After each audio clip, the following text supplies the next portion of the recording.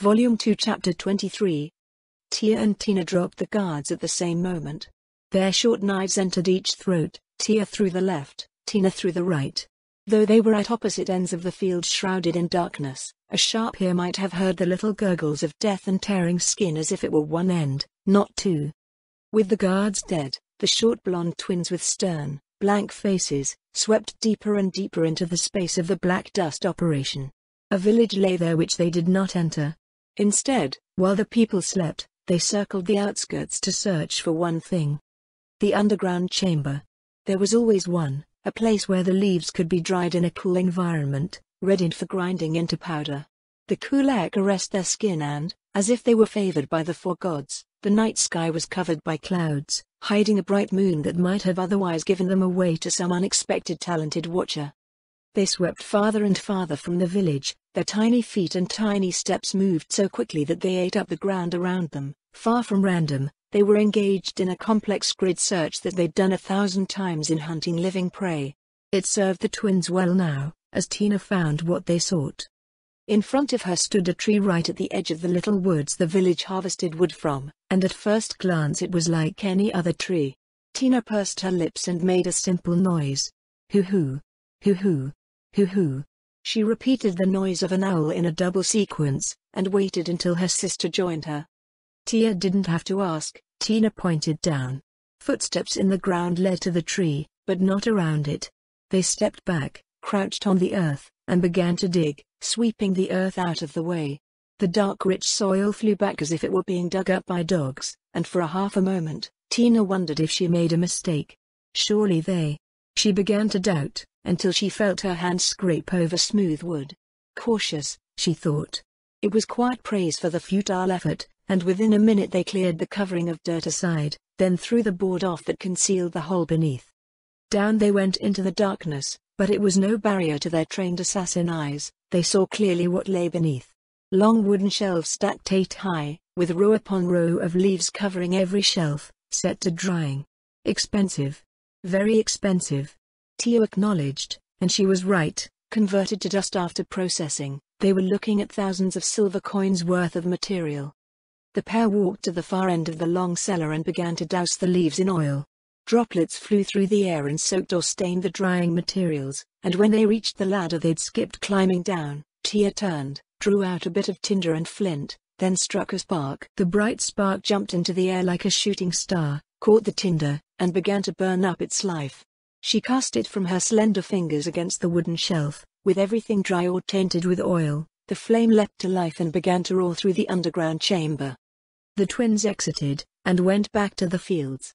Behind them smoke was billowing into the darkness, the light hidden by the ground over the chamber. Only the smoke revealed the truth of the lost fortune, and nobody would find it till morning. When the twins reached the fields, pushing through the soft green leaves of the waist-high plants, the twins enacted the second stage of the plan. They crouched down, yanked a few plants out by the root, then bound them up into a bundle. Sparks leapt from flint again to catch on the plant stalks, and as one, the pair rose to their feet, and began to sprint through the fields letting the fire catch as they went. At their backs the crackling began low, and the light was little, but within a minute the little crackling that was like that of a comfortable hearth, became a roaring flame and the comforting light, like walking on the surface of the sun. The blaze caught and in the light breeze, easily spread.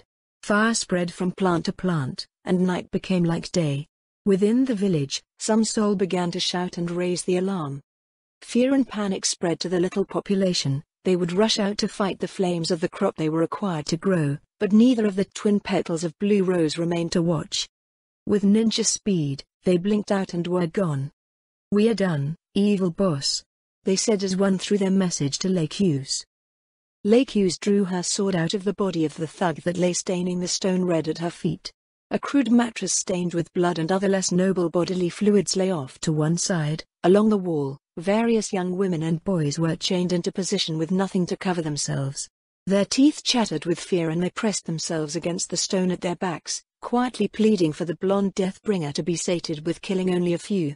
Behind her lay other corpses, adding the smell of their own blood and bowels to the pits of this hell within the city. She swept her sword out, casting the blood away, and put it back into position over her shoulder. "Good. I'm just finishing up here. she said, and killed the link as soon as she acknowledged the receipt of Tina's message. She turned her sky-blue eyes to the wares on display. "Relax, I'm Lake Hughes of Blue Rose. We've been hired to rescue you."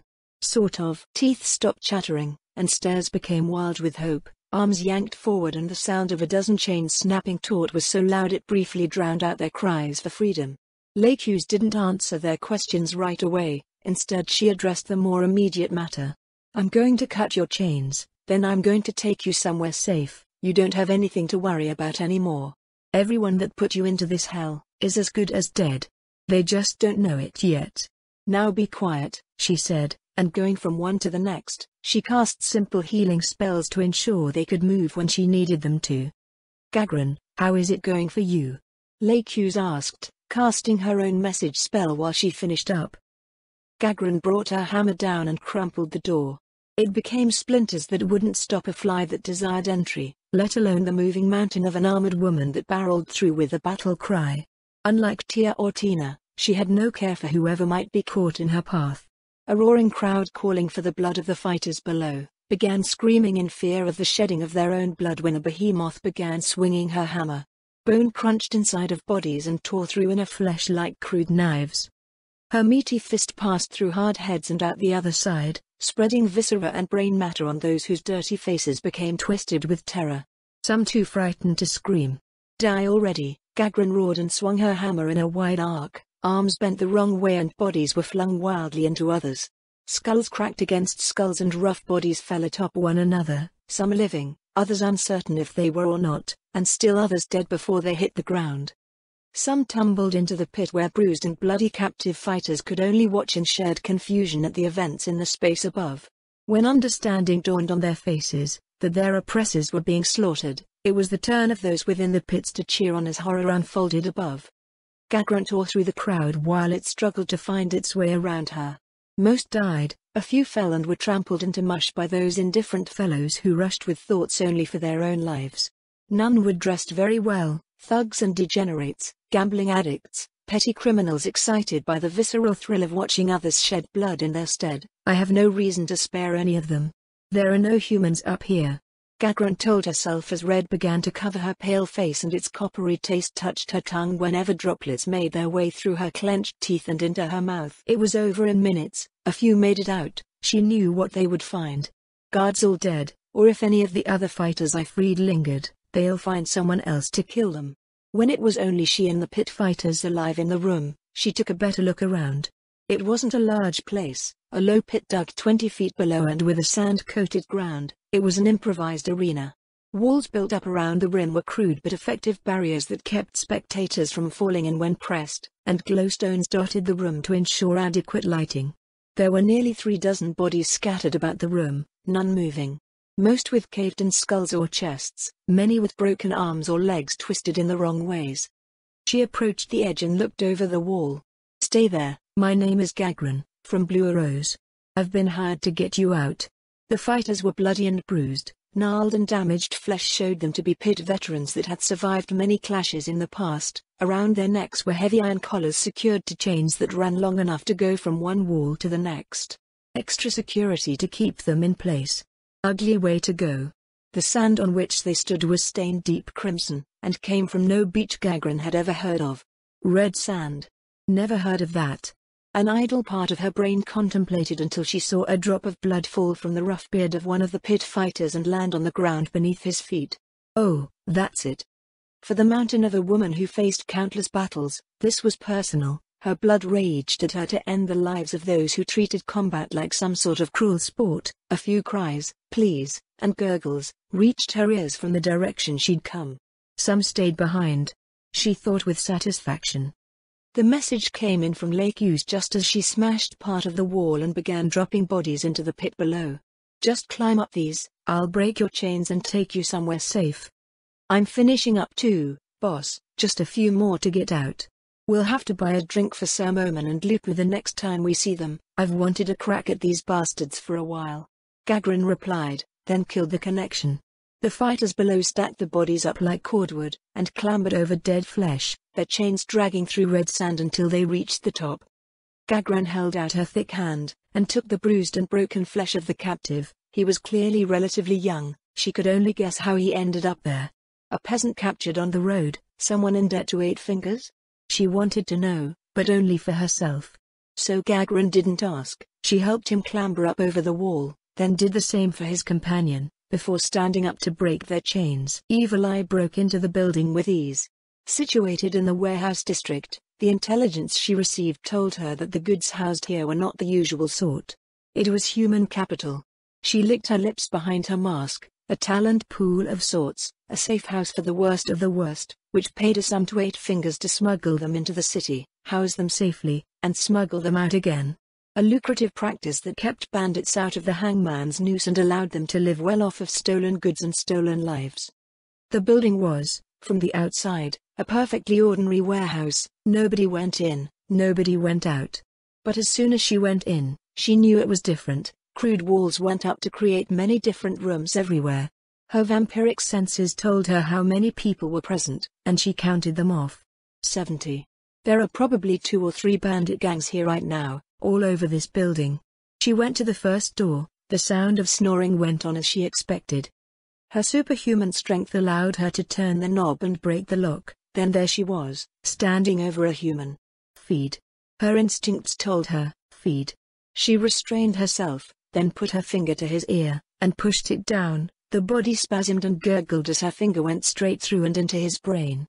Evil Eye's finger wiggled around inside to be sure, and then she removed her finger and wiped the brain matter and fluids on his blanket, then went on to the next one.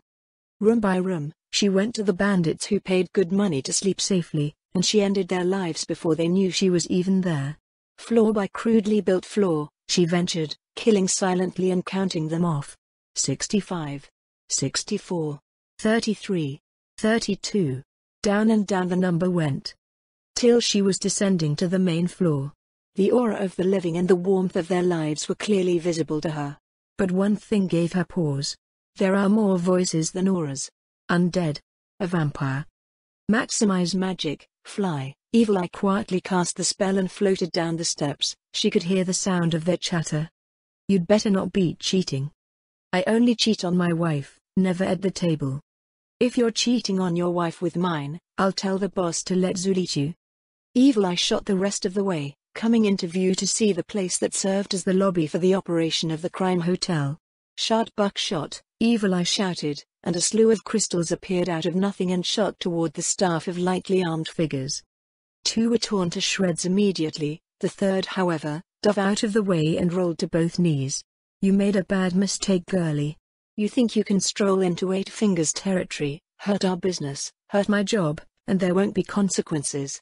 You're facing a vampire now, bitch. Evil Eye descended slowly to the ground. In front of her the man to survive bared his teeth to reveal his fangs.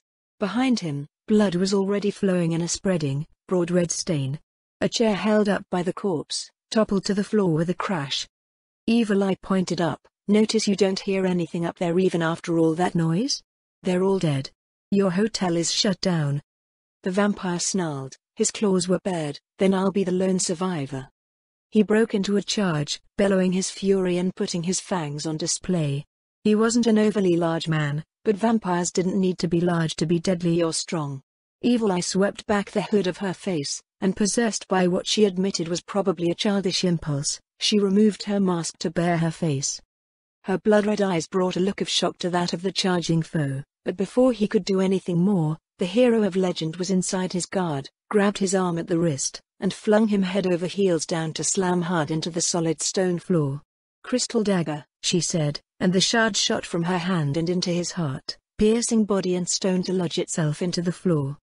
Understanding and unlife left the eyes of the vampire living among people, and it was done. Evil Eye slid her mask back into place, put her hood back over her head, and walked out the front door casting her message spell as she closed the entrance at her back. I'm done here, Lake Hughes. Do you think Moman will be impressed? She suppressed her giggle of enjoyment at the prospect. I think so.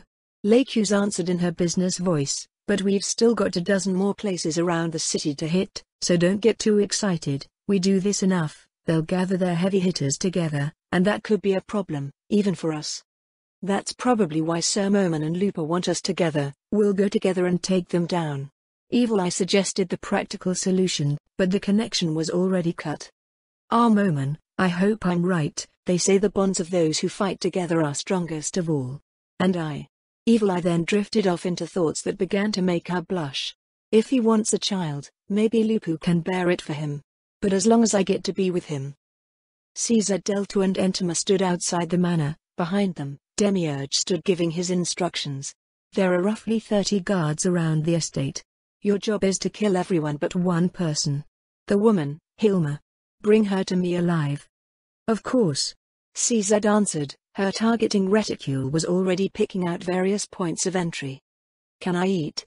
Entama asked. As much as you like. As long as they're dead and eating doesn't let anyone get away. Demiurge explained. Entama raised her hands within her flowing robes. Yay. Now go, I will wait here, Demiurge said and pushed his glasses up the length of his nose. The manor was quite large, with various exotic woods used in its construction. An expensively maintained lawn held statues of stone and large fountains that kept a constant flow of gurgling water flowing through the air. The broad bay windows would let abundant light in during the day, though for the night the view within was closed behind thick curtains. CZ was the first to act. She raised her spellgun and identified those in windows, then began to pick them off one by one, dropping them where they stood with a heavy thud, while Entama took a more stealthy approach. Carving bug, Entama summoned an insect to hand with sharp jaws, and cut her way through the glass window to climb inside. When there were no more targets visible from the outside, CZ strode to the window and climbed in after her sister. Demiurge had only to wait. His sharp demonic senses told him what was happening. Life after life was extinguished, and all he had to do was wait. Glory to you, Master, for this cunning plan. I am happy I could at least guess this mere 1% of what you have envisioned. He sighed with the happiness of the servant who has absolute faith in his lord, and waited on. CZ and Entama came together again at a large white door. The gentle sound of rustling sheets and thrashing limbs reached through the barrier of wood to their waiting ears. A traded glance between the battle-maids settled on a stealthy approach, and Entama summoned another bug, which wiggled its way into the tiny space of the lock, and a moment later there was a click, the lock was undone, and no barriers remained. CZ turned the brass handle and opened the door in silence. There in the bed, a woman lay crying in her sleep, thrashing and pleading. No. No.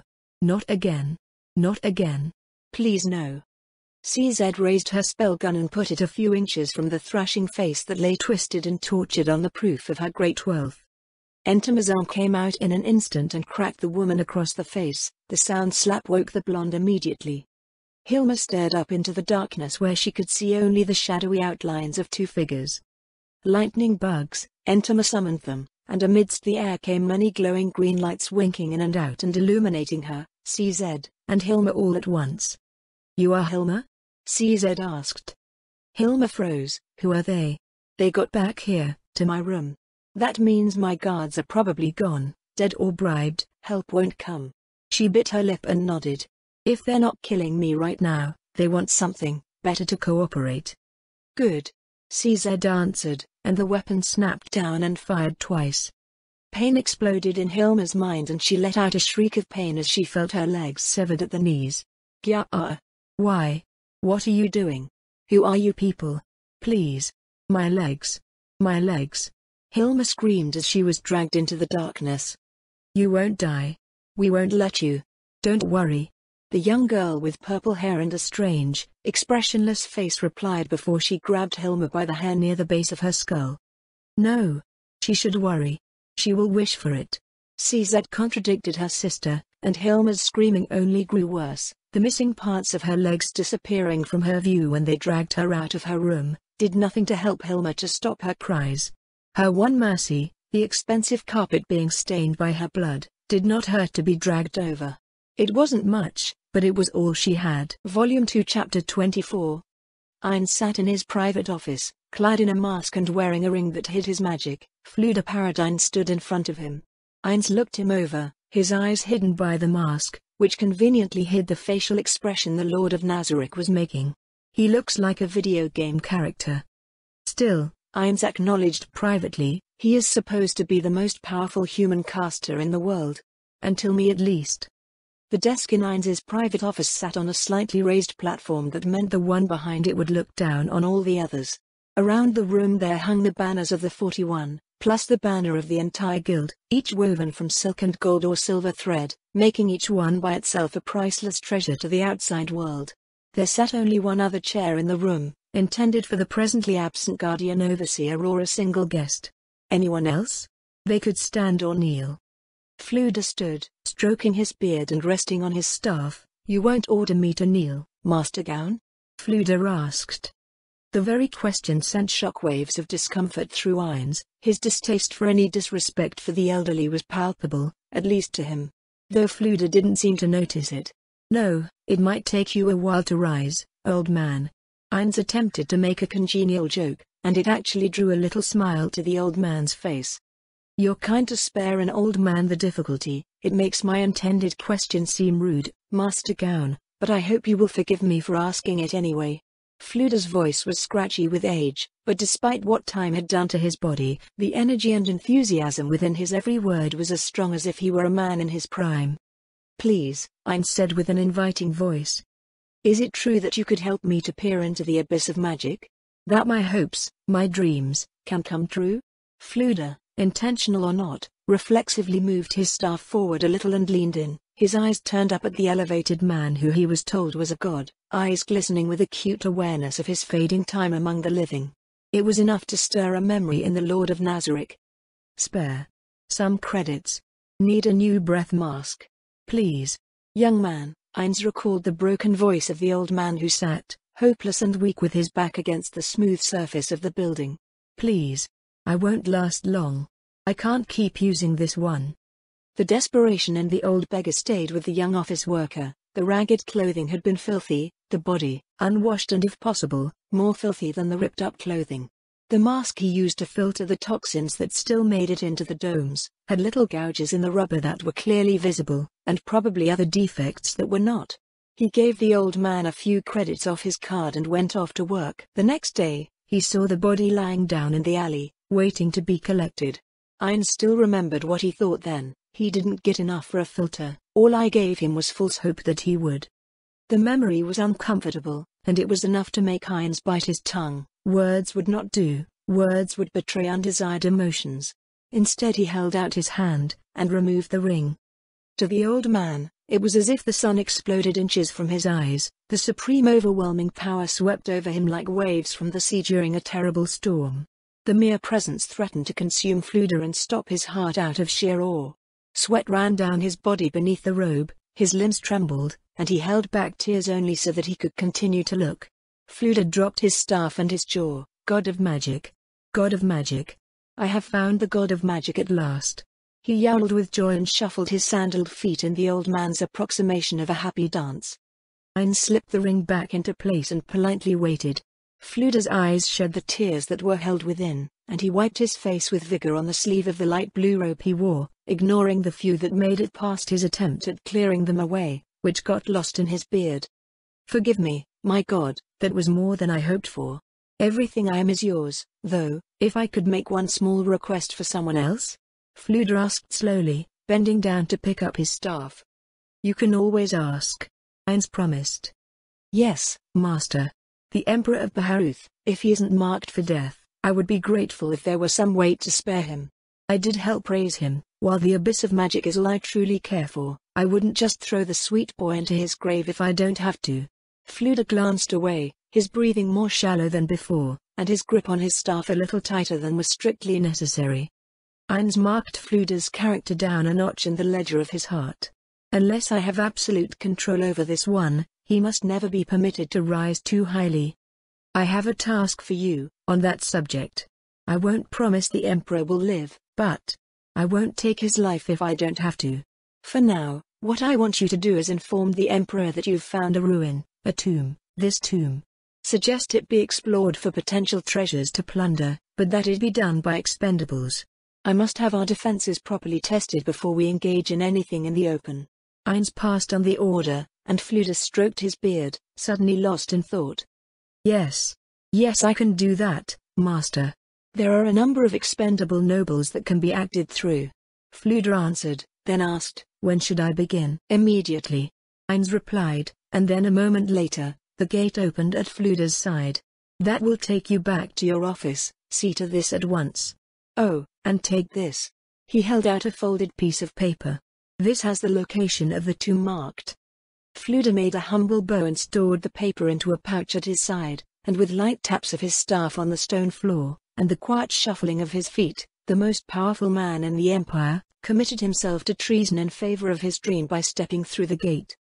When Fluda was gone, Heinz was alone, but only for a moment. The knock at the door was distinct. It came spaced out, another knock several seconds after the other, and that, not loud. "Mayor." He realized, that means Aura won't be far behind. In fact, she's probably with him now, along with Sabos, Arch, and Lupus Regina. He swallowed violently, painfully hard, and cleared his throat. Time for the next step then. He thought, and said with all the authority he could muster in his voice, "Enter." The click of the latch was followed by the slow creaking open of the door, and as Heinz predicted, Mayor entered the room. His skirt waving about with every step and his sister following on his heel. "See, dum-dum, I told you it was fine to knock on Lord Heinz's door, especially if he is the one to call us." Aura's voice was smugly confident, and Mayor, slightly hunched, was already blushing and clutching his staff against his body with a nervous, shifting energy about him that seemed to keep him from standing still. Behind Aura came Sabos, Arch, and Lupus Regina, who took positions behind the two guardians. An entirely proper position, but also practical. Lupus Regina and Arch stand no chance, even Sabos would be hard-pressed against one of them. But hopefully it doesn't come to that. He kept the thought quiet and gave in to the quivering of his heart, choosing to focus on more banal business first. "Your report," Heinz commanded.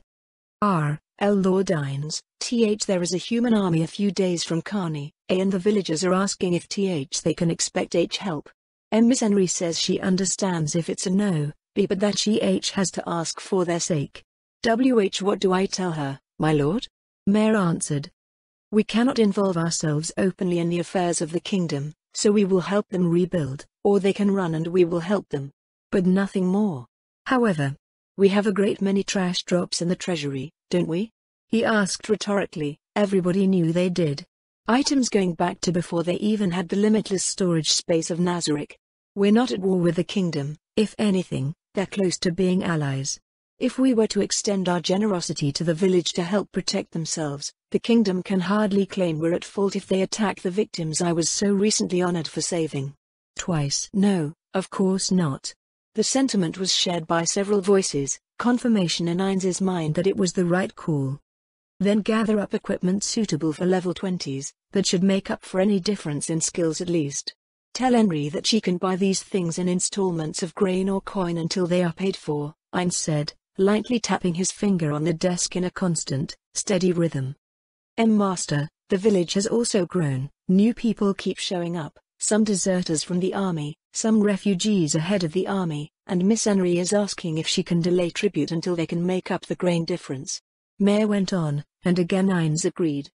Fine, that place is a long-term investment, and these are special circumstances, Heinz said. Again relief flooded through him as the need to reveal the truth was put off by just a few more minutes.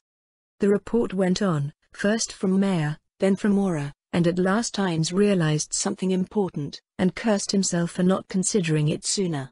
I will need to assign someone permanently to Carney soon.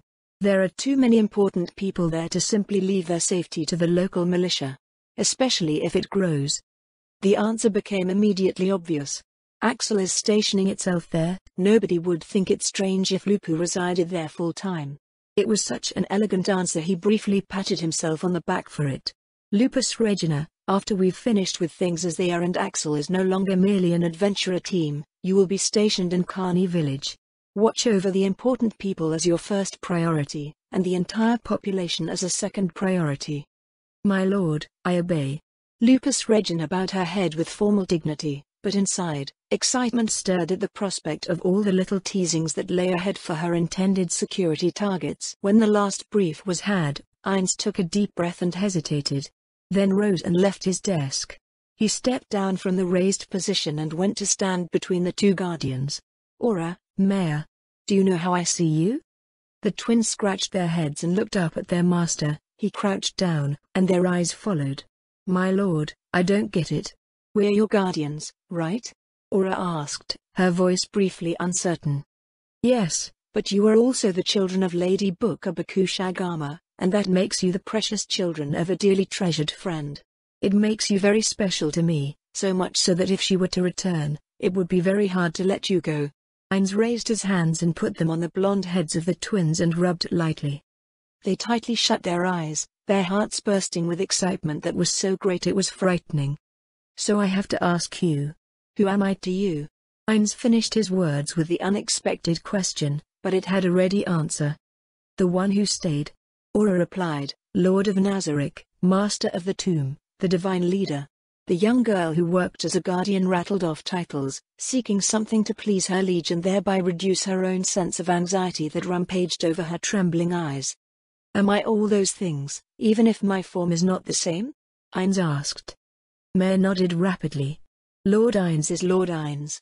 The stutter was gone for a moment as the young trap almost shouted the clear declaration of faithfulness.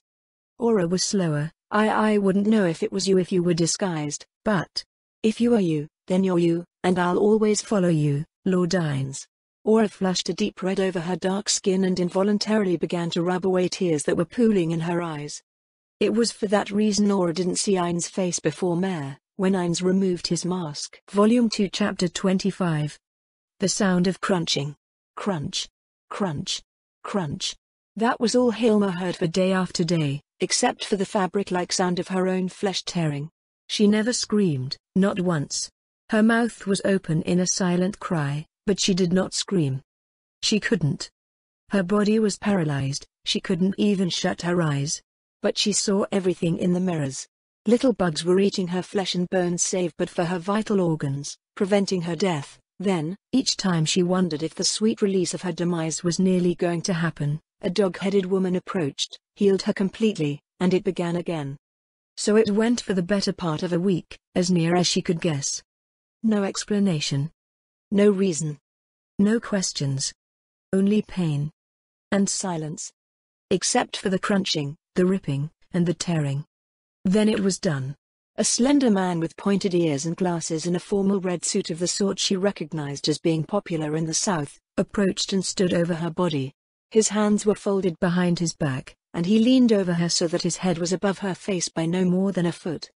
"I'm sure by now you're ready to die many times over, not because you want to die, but because you want to feel no more pain," he said, and placed a hand on her cheek. Tears welled up in her eyes which blurred her view of the stranger, the man she recalled from the night the two women took her. He wiped her pooling tears away with a white-gloved thumb. "My name is Demiurge, and, other than the wish to die, I'm sure you have many, many questions for me.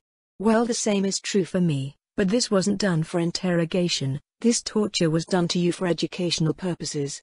To teach you to obey completely. There is no running, there is no escaping, the lord of this place is the master of death.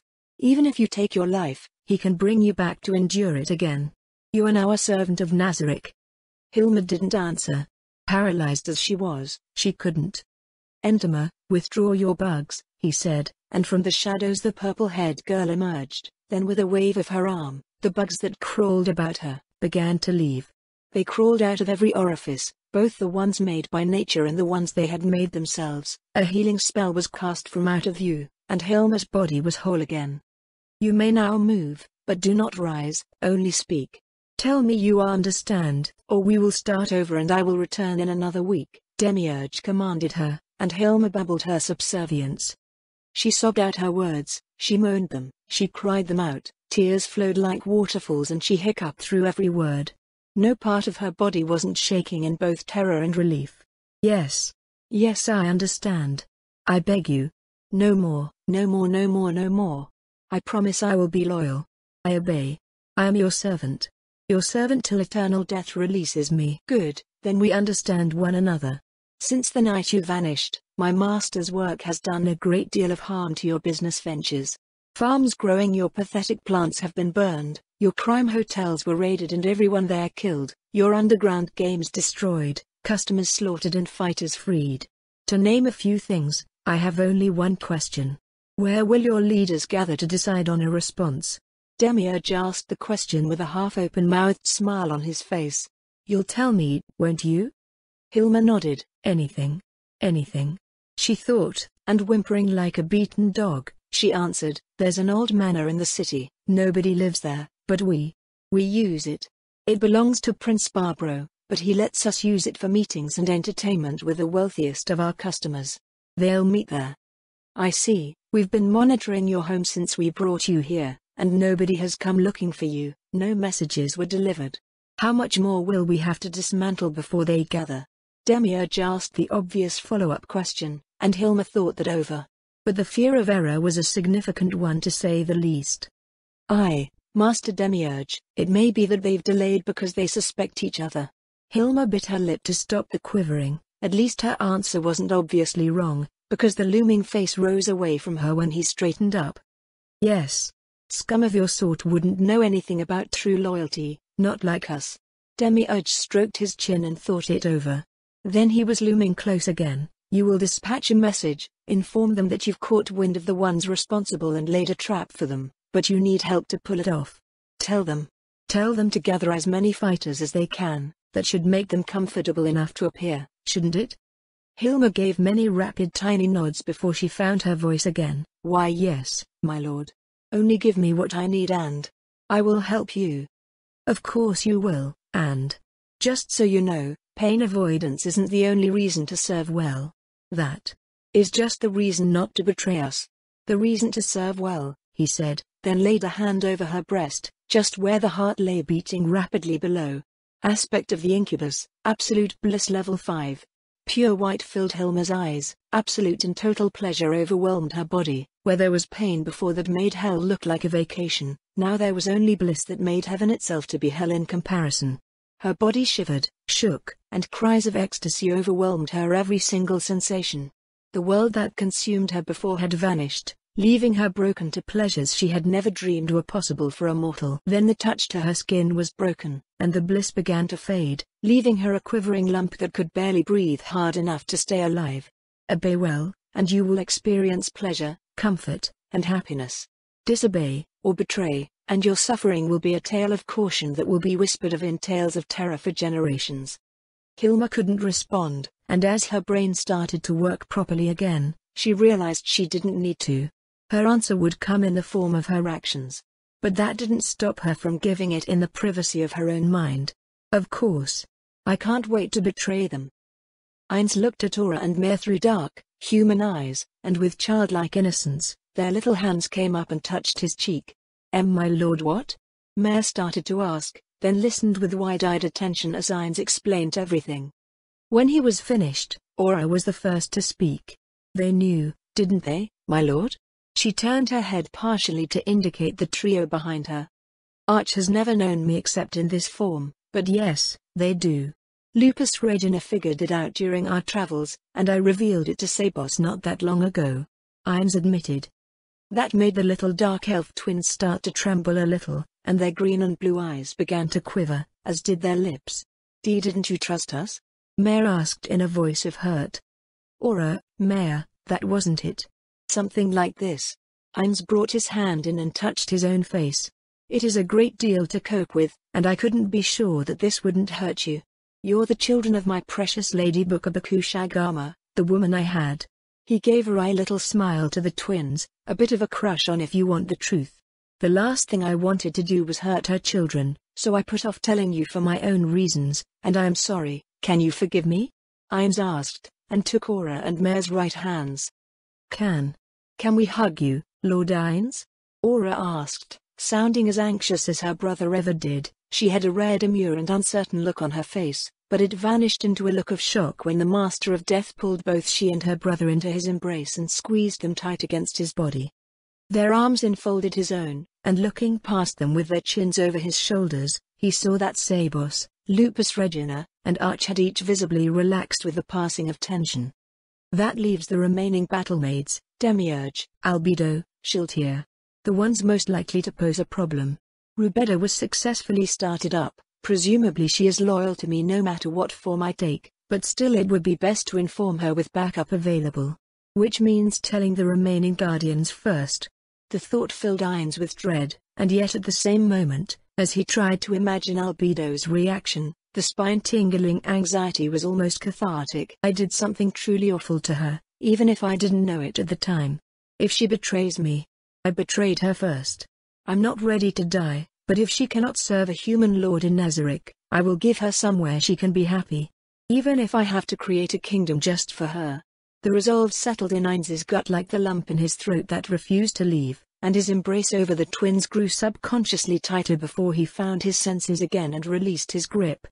When Ainz did, he gave them orders.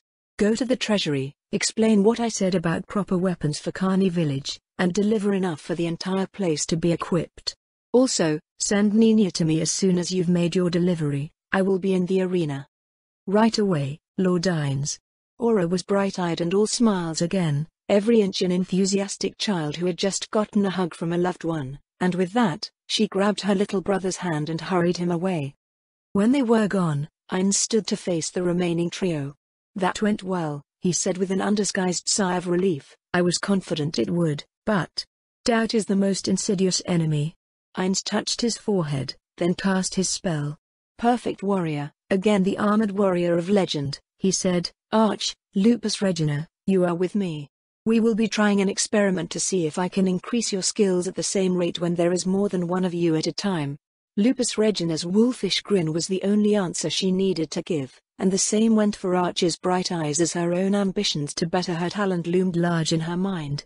The security of Arch's sisters allowed her to reawaken her former dreams, and little by little as she grew accustomed to a place filled with impossibly powerful monsters, she was blossoming. Nowhere was this more evident than in the 4th hour of their training when Ainz pinned the dragon down at the neck, while Lupus Regina tore violently at its exposed gut, and Arch shouted her spell again and again into its great red eyes. Lightning! Lightning! Lightning! Over and over Arch spammed the spell, feeling her body grow by leaps and bounds as an opponent that once would have been legendary, was rendered down to nothing but a punching bag. Power leveling in reality is shockingly like the game, satisfying. Ainz reflected and checked the exp gains. His frequent private returns to Nazarick to have Cocytus spawn opponents for him had proven exceedingly profitable. His own levels had gone up to 110, while Lupus Regina was now the second strongest of the battlemaids, after Aureolomega. Arch had grown less, but still thanks to Sabos's help, she was up to level 26 and was nearing her current peak. I'll need to provide her with new spell scrolls soon. Ainz made the mental note and stepped away as the young dragon breathed its last. The body was beginning to disappear when the gate opened, and from it stumbled a very uncertain, very fearful-looking little mage in a cheap brown cloak with a staff that was every bit as cheap as everything else she wore. Her smallish face was brightened somewhat by her wide eyes, but it was obvious she was nervous by the stumbling way she walked. Master Momonai. Sir, I was told I was going to meet the lord who saved Kani. Did I? What do I? She stumbled over her words, her knees were wobbly and she was looking down at the sand under her feet, as if unsure if she should kneel or not.